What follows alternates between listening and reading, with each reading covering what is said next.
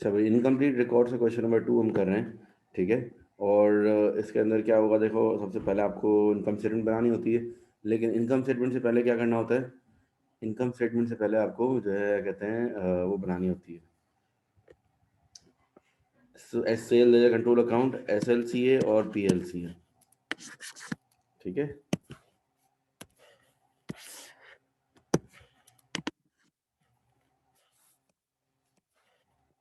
Sales ledger control account.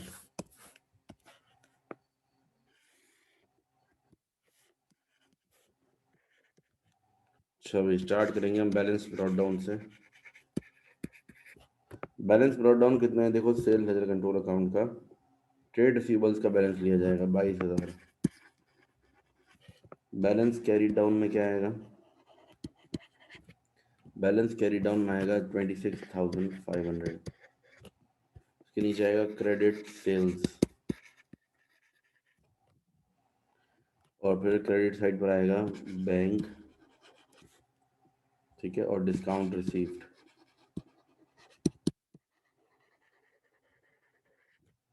अभी credit sale तो हमें निकालनी है, ठीक है ना। डिस्काउंट रिसीव्ड कितना है, 6,000। Discount allowed, sorry, discount allowed कितने का, डिस्काउंट अलाउड 7,000। और बैंक में आएगा रिसीट फ्रॉम ट्रेड रिसीवेबल्स है 68,700। अब बैलेंसिंग फिगर हो जाएगी क्रेडिट सेल्स, ठीक है। बैलेंसिंग फिगर निकालो, देखो क्या आ रही है, ठीक है, 80,200, यानी कि 102,200 टोटल होगा। अच्छा, अब बनाएंगे PLCA, purchase laser control account.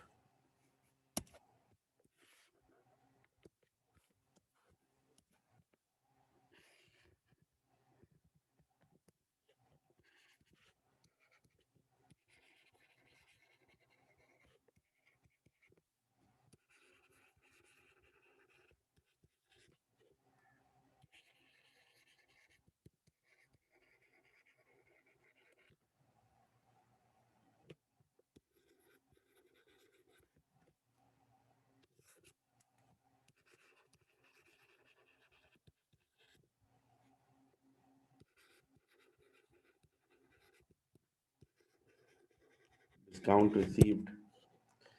अच्छा भाई, अब देखो बैलेंस ब्रॉट डाउन और कैरी डाउन किसके आ जाएंगे इसमें, ट्रेड पेबल्स के, ठीक है। कितना है, 15,870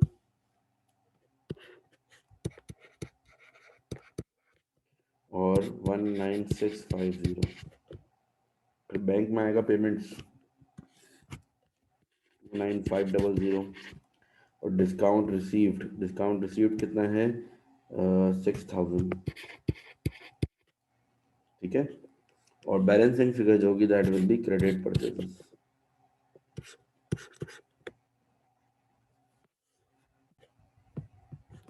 39,280 होगी बैलेंसिंग फिगर, ठीक है। अब ये सेल्स और परचेज निकल गई।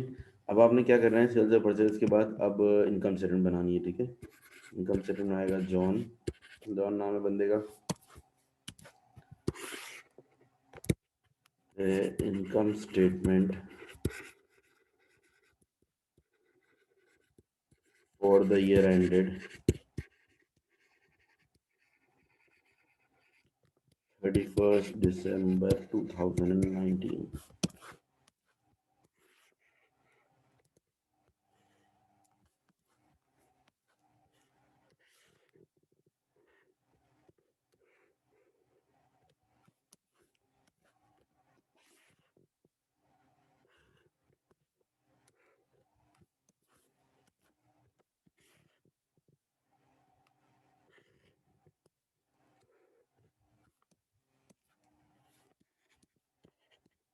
चलो स्टार्ट करेंगे हम सेल्स से।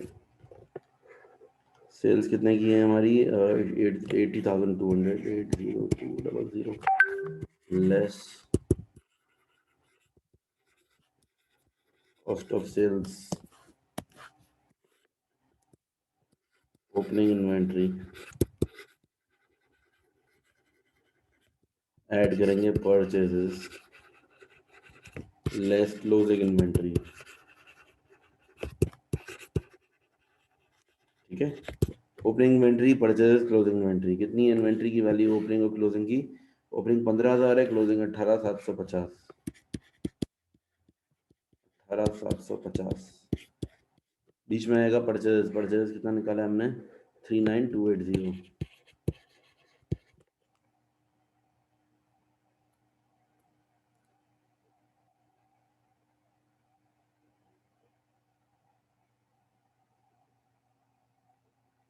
तो ये हो जाएगा 35,530 ग्रॉस प्रॉफिट। के बाद ऐड करेंगे other income. Other income, other income के अंदर जो है हमारे पास एक तो आ जाएगा डिस्काउंट रिसीव्ड।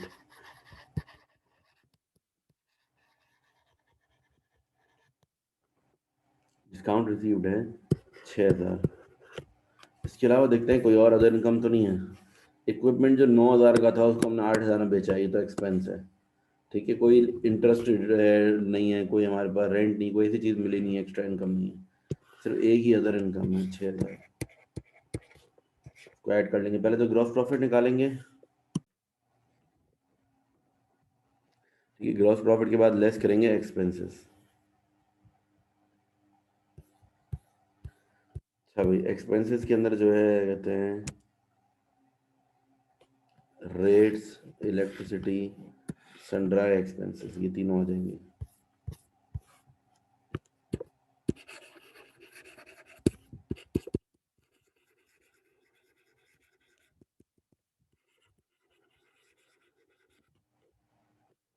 ठीक है, तीन एक्सपेंसेस आ जाएंगे 5,820, 2,100, 7,000।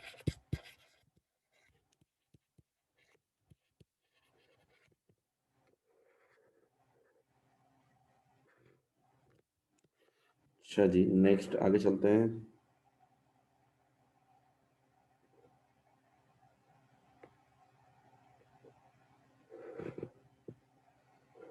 अब उसके बाद आएगा डिस्काउंट अलाउड।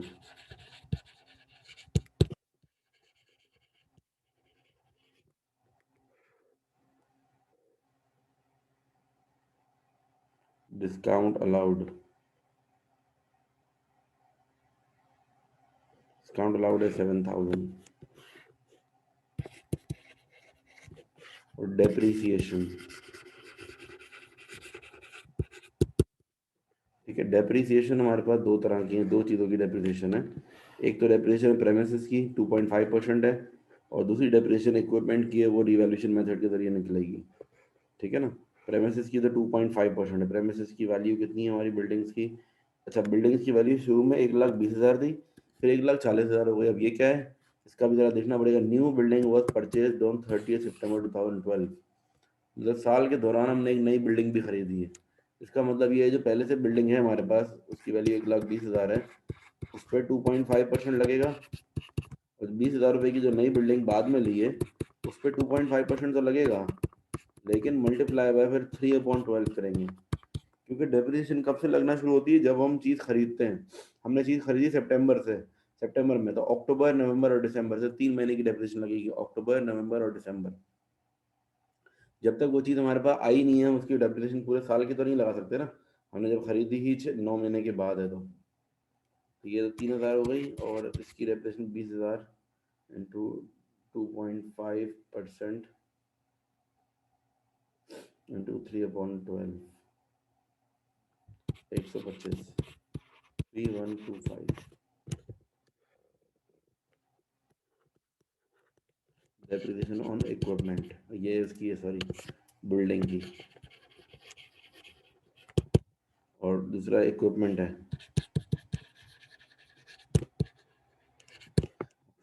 इक्विपमेंट में रिवैल्यूएशन मेथड लगेगा। ठीक है, रिवैल्यूएशन मेथड क्या होता है? Balance brought down, balance brought down plus purchase minus disposal minus carry down. ठीक है ना। बैलेंस ब्रॉट डाउन कितना है बिल्डिंग का हमारा, इक्विपमेंट का? 20,000, 20,000 प्लस करेंगे परचेजेस। नया इक्विपमेंट कितने का खरीदा हमने? 10,000 का, minus disposal 9,000 minus balance carried down 18,700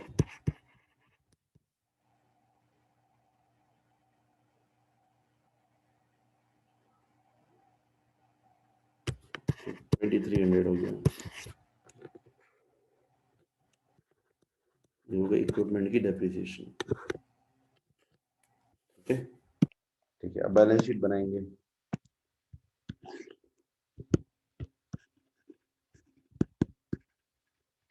statement of financial position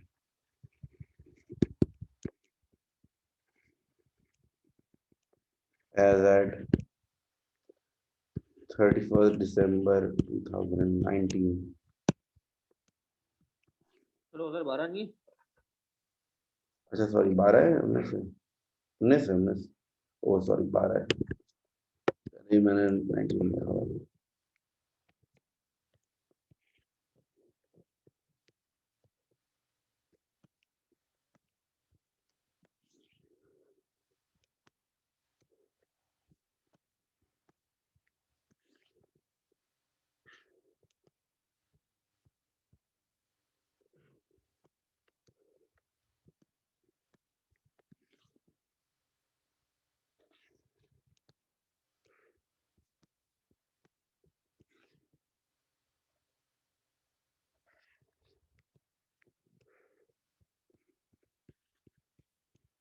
अच्छा स्टार्ट करेंगे non current asset.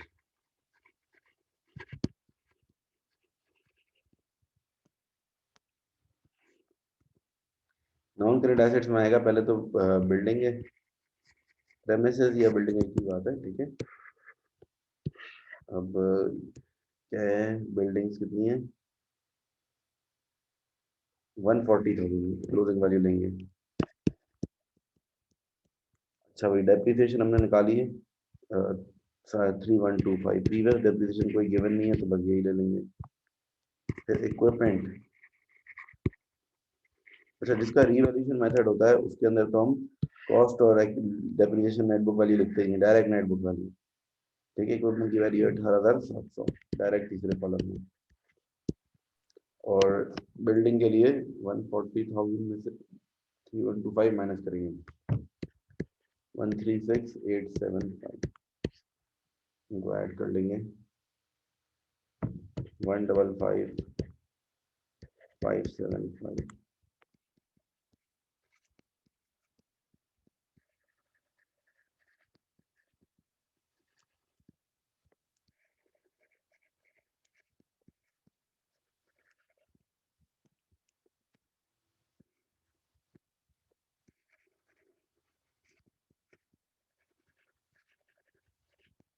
Closing inventory है, फिर ट्रेड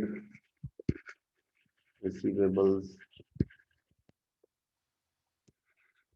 बैंक। अच्छा भाई क्लोजिंग इन्वेंट्री कितनी थी हमारी, क्लोजिंग इन्वेंट्री थी 18,750, 18,750।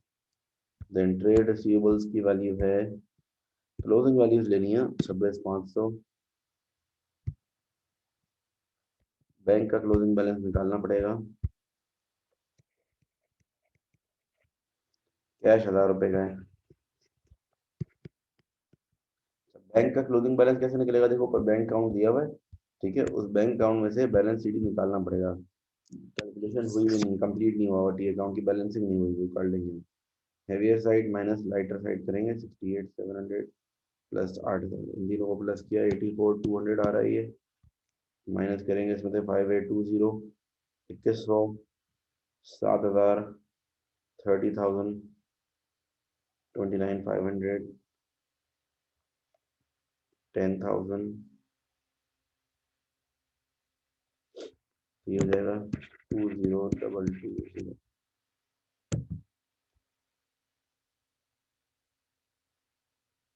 ठीक है 20,220। अच्छा अब ये 20,220 माइनस में आ रहा है, तो इसका मतलब ये है कि बैंक ओवरड्राफ्ट है, बैलेंस शीट इस तरफ आ रहा है 20,220।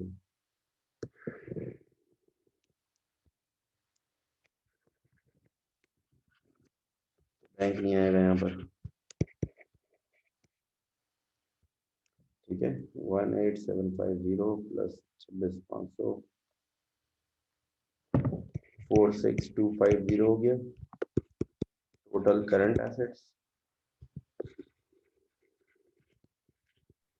तो बैंक नहीं आएगा इसमें? बैंक इसलिए नहीं आएगा, बैंक का बैलेंस माइनस में आ रहा, तो ओवरड्राफ्ट हो गया ना, ओवरड्राफ्ट हो गया ठीक। लिक्विडिटी में जाएगा 01825 टोटल एसेट्स।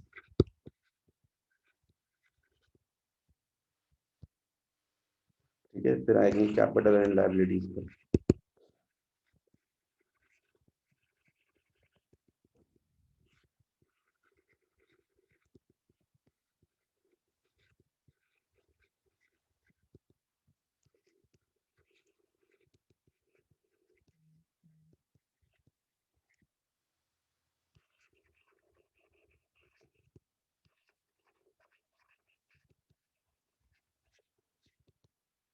ठीक है, opening capital eight profit for the year less drawings.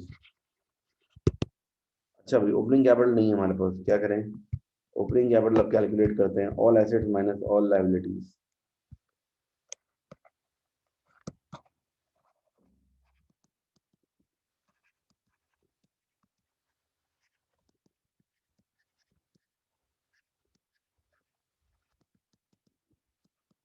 ठीक है, all assets minus all liabilities कौन से लेंगे? ओपनिंग के, ठीक है, ये वाले।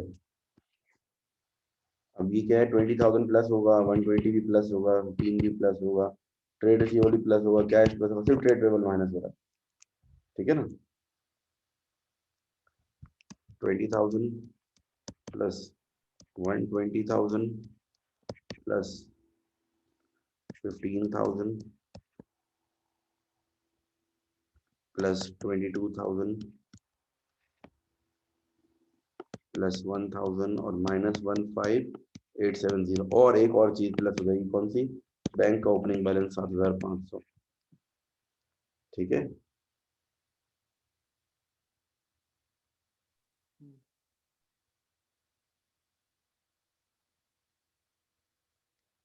तो ये हो जाएगा 169,630।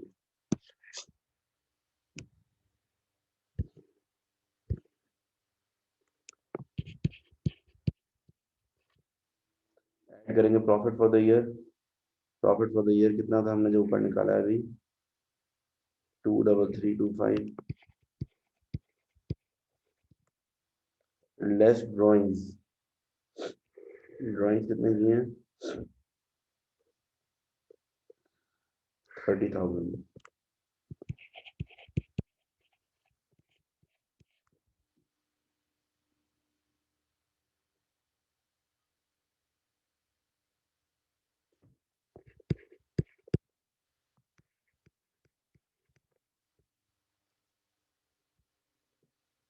ये कैपिटल हो गया, उसके बाद आएगा नॉन करंट लायबिलिटीज। क्या कोई लोन है क्वेश्चन में? नहीं है ना, कोई भी लोन नहीं है, तो there is no loan, that's directly current liabilities का नहीं।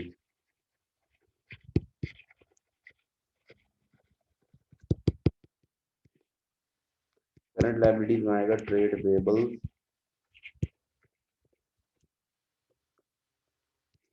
Bank overdraft.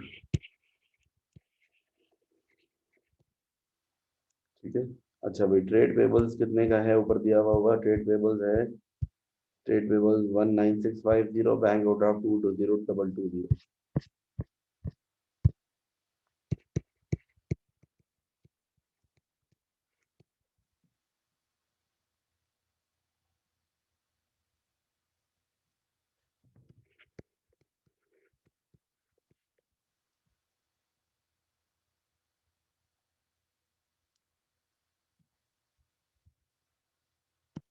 तो अच्छा, 1000 ऐड कर देंगे इसमें। यहाँ पर एक छोटी सी मिस्टेक है, एक चीज हमने मिस आउट कर दी, जो हमने डिस्कस किया था कि लॉस ऑन डिस्पोजल। इक्विपमेंट जो है 9,000 रुपए की वैल्यू है, लेकिन बेचा हमने 8,000 में, 1,000 का लॉस हुआ था। ठीक है, ये पॉइंट हमने डिस्कस किया था, लेकिन उसको इंक्लूड करना उससे रह गया था। ये 28345 हो जाएगा, और ये प्रॉफिट आ जाएगा 22,325। 1,000 रुपए का ये एक्सपेंस रिकॉर्ड करना है। ठीक है, प्रॉफिट आ जाएगा आपका 22,325। 16 सेकंड ऊपर करें 1 हो जाएगा और ये 2 इनकम स्टेटमेंट का प्रॉफिट मैंने अभी देखा 0 1 हो जाएगा। बस 1000 रुपये प्रॉफिट कम करना है आपको। मतलब 1000 रुपये का एक्सपेंस हम रिकॉर्ड करेंगे तो ऑब्वियसली 1000 रुपये का प्रॉफिट कम हो जाएगा। एक्सपेंसेस 1000 रुपये से बढ़ जाएंगे, प्रॉफिट 1000 रुपये से कम हो जाएगा। ठीक है।